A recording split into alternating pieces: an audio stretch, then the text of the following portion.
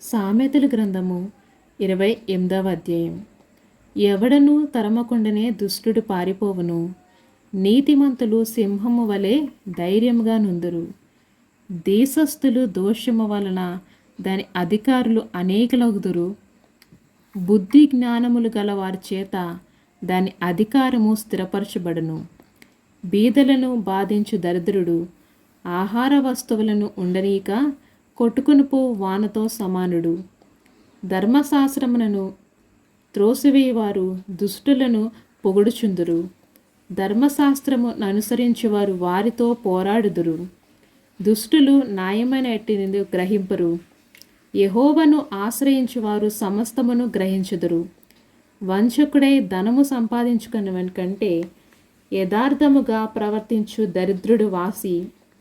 ఉపదేశమును అంగీకరించు కుమారుడు బుద్ధిగలవాడు. తుంటరులు సహవాసము చేయవాడు తన తండ్రికి అపకీర్తి తెచ్చును. వడ్డీ చేతను దురాభం చేతను ఆస్తిని పెంచుకున్నవాడు దరిద్రులను కరుణించి వాని కొరకు వాడిని కూడబెట్టును. ధర్మశాస్త్రము వినబడకుండా చెవిని తొలగించుకున్న వాని ప్రార్థన హేయము. యథార్థవంతులను దుర్మార్గమందు చొప్పించువాడు తాను తవ్విన గోతిలో తానే పడును. యథార్థవంతులు మేలైన దాన్ని స్వతంత్రించుకొందురు. ఐశ్వర్యవంతుడు తన దృష్టికి తానే జ్ఞాని. వివేకము కల దరిద్రుడు వారిని పరిశోధించును. నీతిమంతులకు జయము కలుగుట మహాఘనతకు కారణము. దుష్టులు గొప్పవారగునప్పుడు జనులు దాగియుందురు.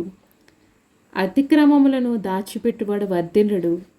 వాటిని ఒప్పుకొని విడిచిపెట్టువాడు కనికరము పొందును. ఆమెన్.